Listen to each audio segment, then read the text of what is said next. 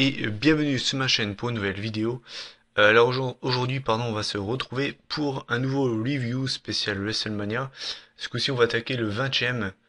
Le comment dire, le slogan sur WrestleMania, c'était Where it all begins again, quand tout recommence au même endroit, puisque le premier WrestleMania se tenait également dans cette salle mythique du Madison Square Garden de New York.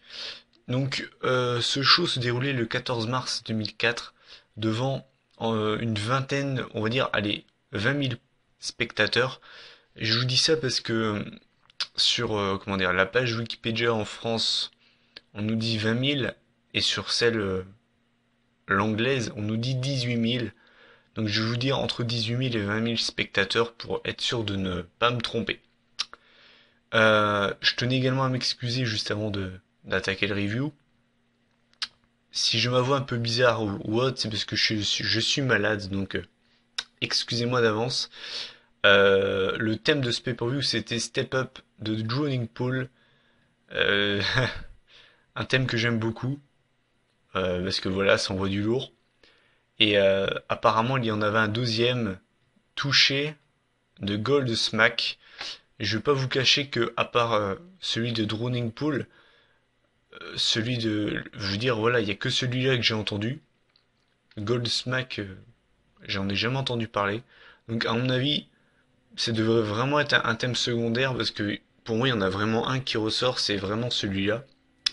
Enfin bref, donc on va attaquer ce review et on va attaquer ce review en commençant par l'opener de ce 20e WrestleMania. C'était un match pour le titre des États-Unis puisque le champion, le Big Show, défendait sa ceinture contre John Cena, le leader de la C-Nation. À l'époque, il était encore avec sa gimmick de Kaira, sa gimmick de rappeur. Le match a duré 9 minutes 13, donc c'est une bonne durée pour commencer le show. J'ai noté que le match était assez lent. En même temps, il y a le Big Show dans le match, donc forcément, ça aide pas forcément. Euh, donc, ouais, match assez lent, le Big Show qui casse beaucoup le rythme, c'est ça qui est chiant en fait. Euh, j'ai noté que John Cena avait porté son FU, à l'époque c'était le FU. Finalement, ça n'a pas suffi. Et finalement, donc John Cena essaye de tricher en prenant son chain gang pour mettre une droite avec. Finalement, l'arbitre le voit. Donc John Cena se lance la chaîne de l'autre côté du ring. Pendant ce temps-là, l'arbitre, naïf comme il est, va ramasser la chaîne.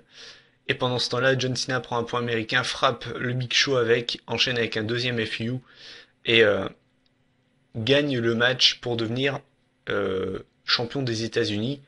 Et si je ne me trompe pas, c'est le premier titre de John Cena dans sa, à l'époque, courte carrière à la WWE. Donc c'est un match plutôt, je veux pas dire mauvais. Après, c'est pas non plus un match exceptionnel, hein, attention, loin de là. On va être gentil, on va dire que c'était correct. Après, voilà, c'est forcément le Big Show qui a cassé le rythme, forcément. Et on va dire que c'était un match correct. Voilà, on va être sympa, on va dire que c'était un match correct. Je me suis pas non plus ennuyé. Et le côté John Cena qui essaye de tricher, ça a un petit peu rapporté du divertissement. Surtout qu'avant le match, il a fait un petit speech où il clashait un peu le Big Show. Voilà, on va dire que c'était plutôt un match sympa pour commencer ce WrestleMania. On entame la soirée, on la continue avec un deuxième match. C'était ce coup-ci pour les championnats du monde par équipe. Un Fatal 4-Way Tag Team match. Puisque les champions Booker T et Rob Van Dam défendaient leur titre contre Garrison Cade et Mark Jindrak. Garrison Cade que vous connaissez sûrement plus sous le nom Lance Cade. Euh, Ensuite, on avait les Dudley Boys et la Résistance, composée de René Dupré et Rob Conway, qui représentaient les couleurs de la France. Eh oui, la France, monsieur, la France.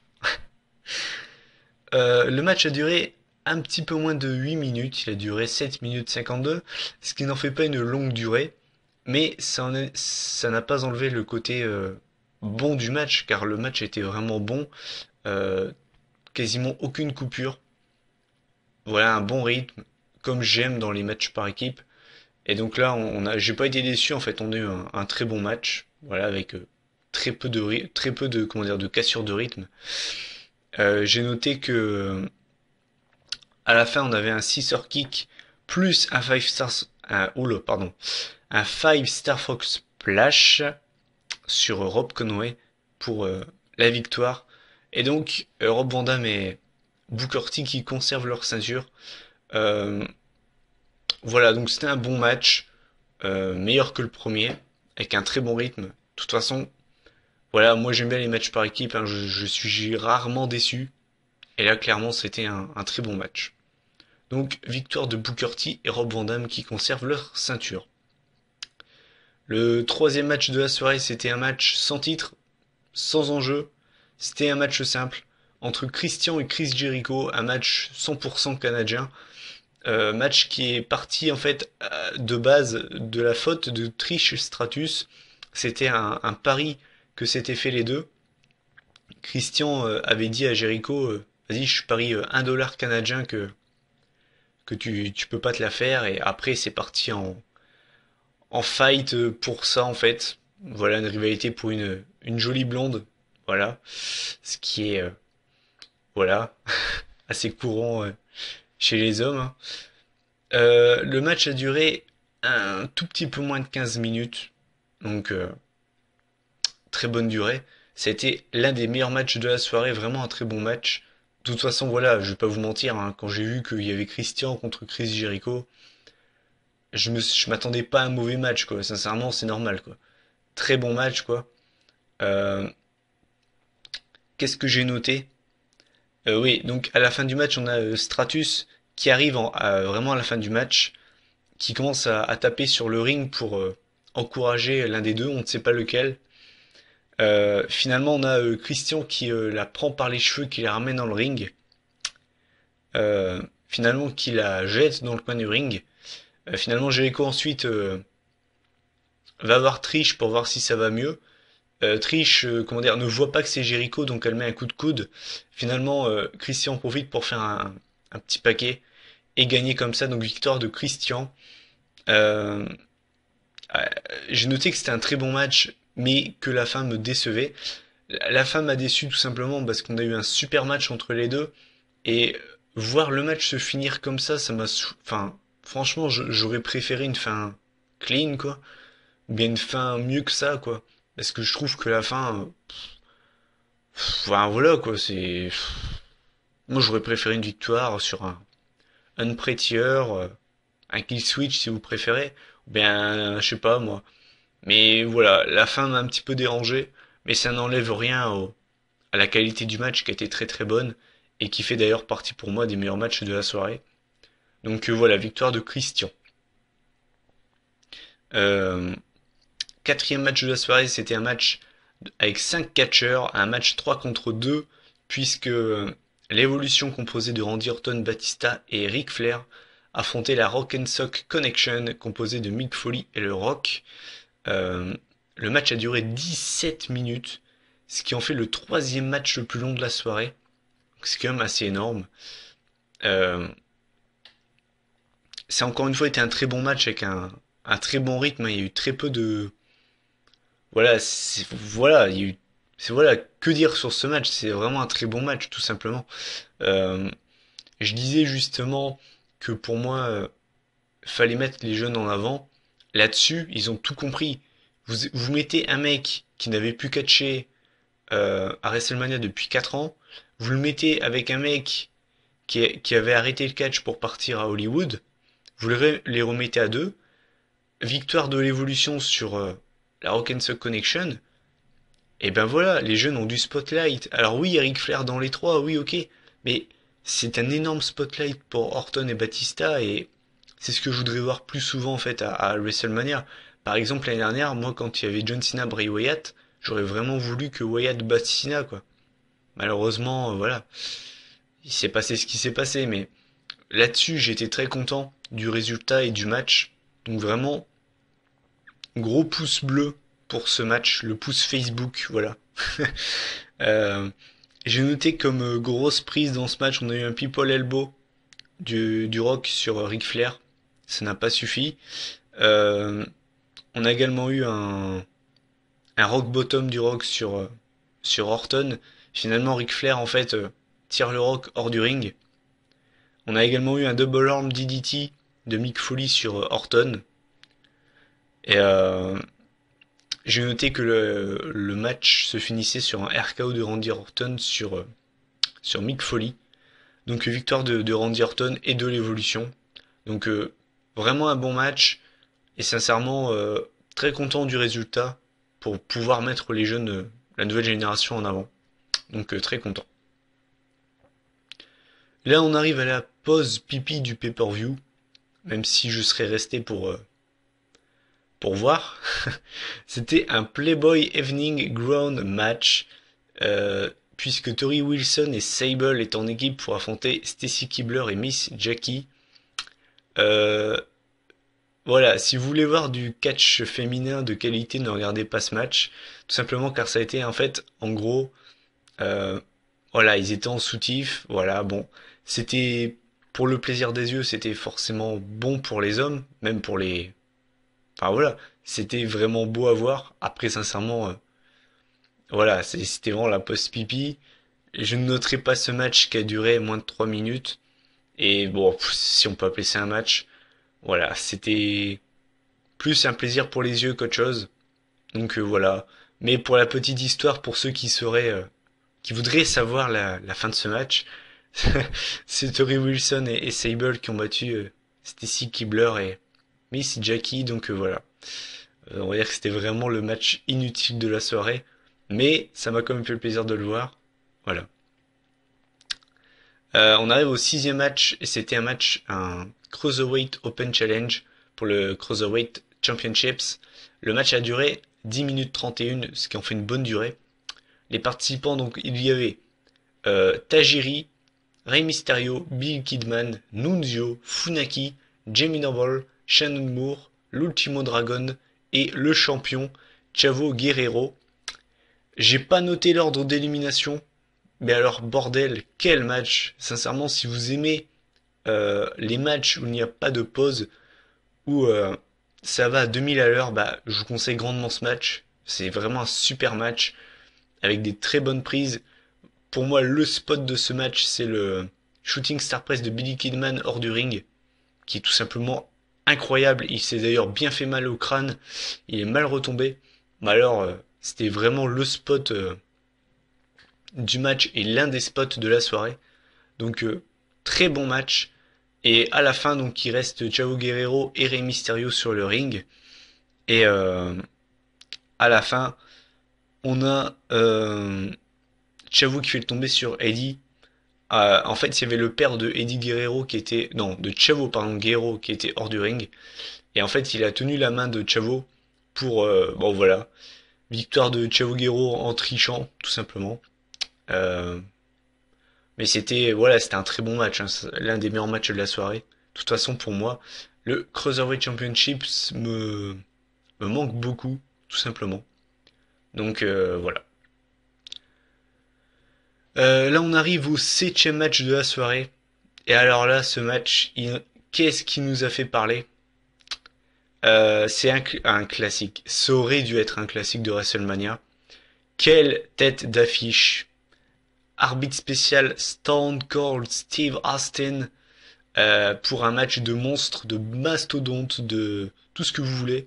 Goldberg contre Brock Lesnar, match de monstres hein, tout simplement. Euh,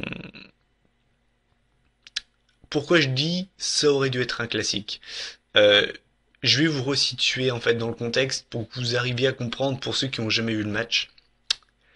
Euh, on est d'accord qu'un Goldberg Brock Lesnar arbitré par Stone Cold ça fait rêver tout le monde. Sauf que là le problème c'est que la foule a boué ce match. On n'avait rien à foutre à insulter les deux catcheurs, enfin surtout Lesnar. Et c'est très simple la raison. D'un côté, on avait Goldberg qui en avait assez de catcher, qui voulait prendre sa retraite et qui donc catchait pour la dernière fois, sachant que le mec était venu avait signé un an avant, ce qui pour moi est un peu du foutage de gueule quand même. Et de l'autre côté, on a Brock Lesnar, qui était, comment dire, son avenir était d'être la future tête d'affiche de la WWE. En gros, pour ceux qui ne le sauraient pas, le palmarès Cassina ça aurait dû être celui de Lesnar. En gros, hein, c'est un petit peu ça.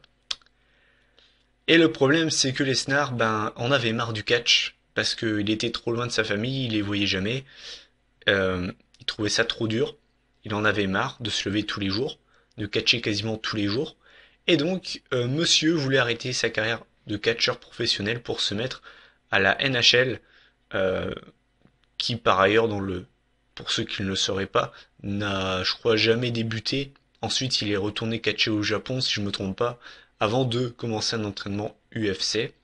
Bref, donc voilà, le public en fait a été vraiment très très très virulent dans ce match. En fait, ils en avaient un petit peu rien à foutre et est assez insultant, surtout envers en fait Lesnar. Parce que à la rigueur, Goldberg il se disait bon, voilà, il est en fin de carrière, voilà, il veut arrêter avant, bon voilà, c'est pas cool, mais bon voilà.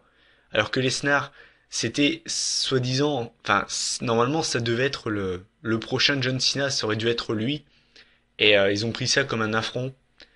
Voilà, donc le match a duré 14 minutes, mais il n'y a rien à retenir de ce match, sincèrement. C'est le plus gros flop pour moi de l'histoire de WrestleMania. Dans le sens où, vu le contexte, on aurait pu avoir un classique entre les deux. Clairement, on aurait pu avoir un match de malade mental.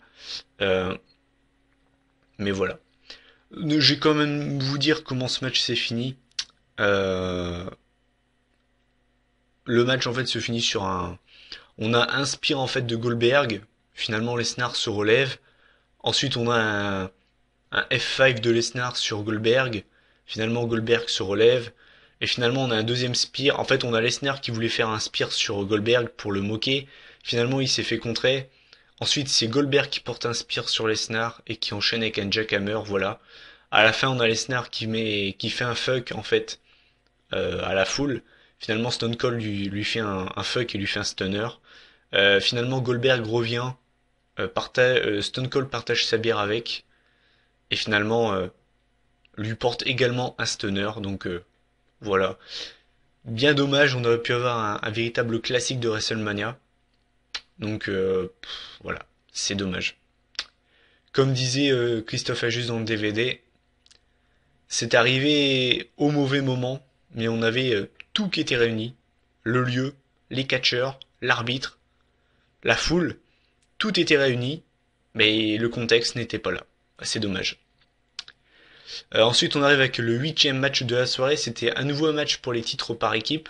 Et c'était également un Fatal 4-Way Tag Team match, puisque les champions Too Cool, donc composés de Rikishi et Scotty 2 Hotty, affrontaient The World Greatest Tag Team, donc Charlie Haas et Shelton Benjamin, les Basham Brothers composés de Doug et Danny, et les APA composés de Farouk et Bradshaw, JBL et Ron Simmons pour ceux qui n'arriveraient pas à voir.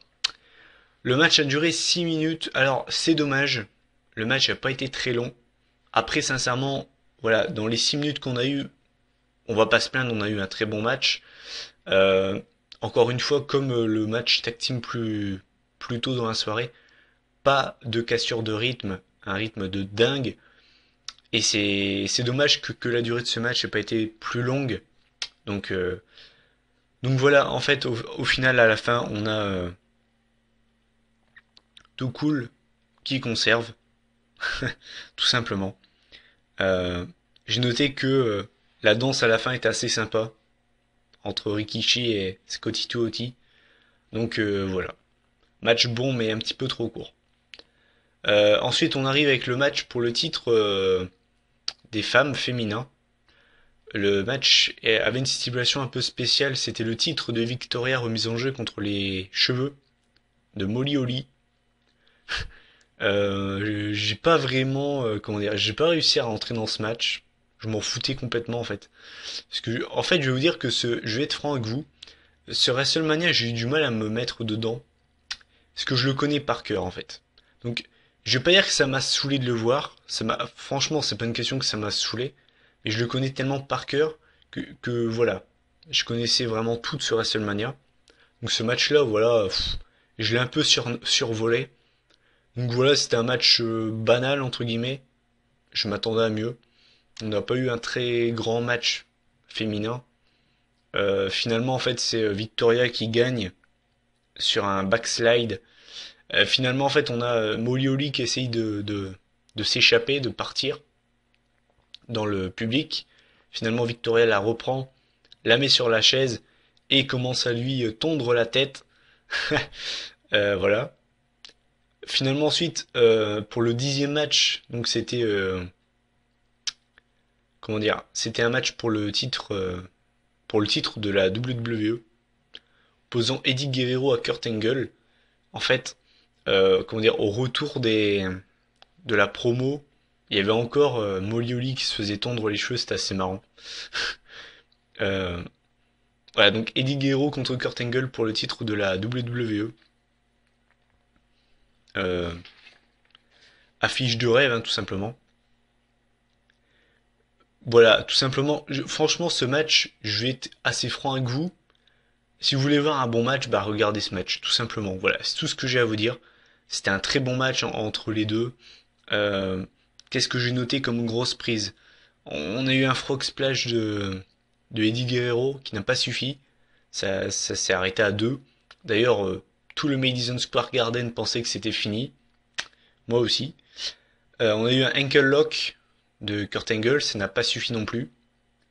Et à la fin, on a eu une fin spéciale Eddie Guerrero. Il n'y a que lui pour faire ce genre de choses. En fait, comment dire, à la fin du match, on voit Eddie Guerrero comment dire, enlève les lacets de sa chaussure. Il faisait genre d'être blessé en fait. Donc forcément, comme vous le savez, quand vous êtes blessé, euh, vous avez forcément votre cheville qui gonfle et donc forcément, il fait genre d'enlever les lacets. Voilà, il faisait genre j'ai mal tout ça. Finalement, on a Kurt Angle qui revient sur le ring comme un mort de faim, qui refait son ankle lock. Sauf que Eddie Guerrero qui avait desserré sa chaussure, se, comment dire, vu qu'elle était desserrée, Kurt Angle reste avec la chaussure d'Eddie Guerrero dans les mains.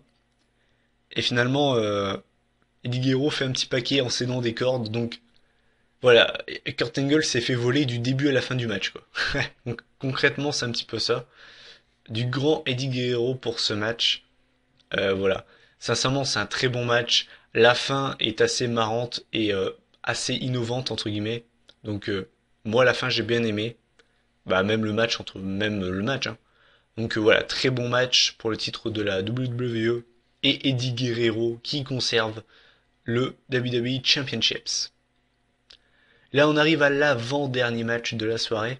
Match sans titre non plus, puisque et le match entre Eddie Guerrero et Kurt Angle a duré 21 minutes, ce qui en fait une très très bonne durée. Bref, donc on arrive à l'avant-dernier match de la soirée, pas de titre remis en jeu, puisque le Big Red Monster Kane devait affronter normalement l'Undertaker. L'Undertaker qui s'était fait enterrer euh, au Survivor Series 2003.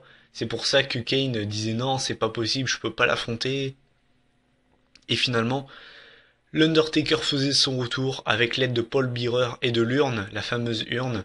Donc on voit l'Undertaker revenir avec sa gimmick de Deadman, puisque, enfin comment dire, quand il s'était fait enterrer lors des Survivor Series, il était à l'époque en American Badass, donc ouais, ils ont joué sur ce fait que la gimmick d'American Badass était enterrée, mais le Deadman non, donc voilà. Finalement, qu'est-ce que j'ai noté sur ce match? On a eu un chokeslam de Kane sur l'Undertaker. Kane faisait un peu son malin, il a pris trop confiance. Finalement, l'Undertaker s'est relevé. Donc, Kane qui était d'ailleurs terrorisé pendant tout le match. Finalement, à la fin, on a un chokeslam de l'Undertaker enchaîné, un Tombstone Pile Driver, pour la victoire de l'Undertaker, toujours invaincu à WrestleMania. Après, sincèrement, le match, je l'ai pas trouvé terrible. Je l'ai trouvé pas mauvais, mais voilà, c'était pas foufou non plus quoi. C'était un bon match, mais ça s'arrête là, sans plus. Et là, on arrive au main event of the evening, un des matchs les plus historiques de l'histoire de WrestleMania, triple threat match pour le World Heavyweight Championships, match qui a duré 25 minutes. Mais alors quel match, puisque le champion de game Triple H affrontait Shawn Michaels et Chris Benoit dans un triple threat match. Euh, c'est simple, pour vous dire à quel point ce match est fou, j'ai pris aucune note sur ce match. Le seul conseil que je peux vous donner, regardez ce match et vous comprendrez pourquoi j'aime le catch. Voilà, c'est un match énormissime avec un rythme de fou. Euh, à noter que Triple H et Shawn Michaels ont fini en sang. Chris Benoit, non. Euh, à un moment, on a eu un gros spot en fait hors du ring. On a Triple H et Shawn Michaels qui ont pris Benoit et lui ont fait une souplesse en fait sur la table des commentateurs qui a explosé, ce qui était assez énorme. À un moment, ça c'était assez énorme également. On a un sharpshooter en fait de Chris Benoit sur Triple H et avec le plan de la caméra, d'ailleurs très bien joué de la part des caméramans, on le voit pas arriver. On a Shawn Michaels qui débarque de nulle part et qui met un switching music dans la face de Benoit. Ce moment me fera toujours autant péter un plomb parce qu'on le voit pas arriver, son switching music, il est tout simplement énorme. Euh, Finalement, le match en fait se finit sur Chris Benoit qui porte un crippler crossface sur Triple H. Juste avant, on avait Shawn Michaels qui avait été éjecté hors du ring, donc il y avait vraiment que Triple H qui pouvait compter que sur lui.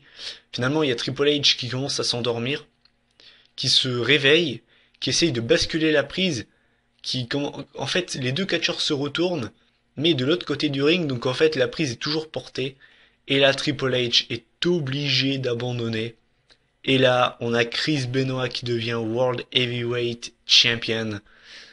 Et là, pour moi, après, c'est mon avis personnel. Là, déjà, le moment est assez historique, hein, puisque après 18 ans de carrière, Chris Benoit devient pour la première fois champion du monde. Et là, et là, pour moi, c'est le moment le plus fort émotionnellement de l'histoire de WrestleMania, puisqu'on a Eddie Guerrero et Chris Benoit dans le même ring, un qui est World Heavyweight Champion, l'autre WWE Champion, les deux qui se serrent dans les bras. Euh, pour moi, c'est l'un des plus grands moments de WrestleMania. En termes d'émotion, en tout cas, pour moi, s'il y a peu d'égal. Franchement, il y a peu d'égal. Et voilà.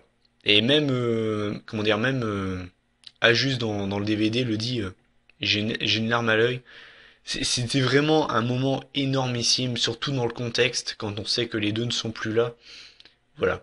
Donc, et j'ai envie de passer un message en tant que j'y suis à Vince McMahon. Euh, Tu ne pourras pas te cacher indéfiniment derrière ça. Chris Benoit a été une des légendes de ce business et il doit être Hall of Famer.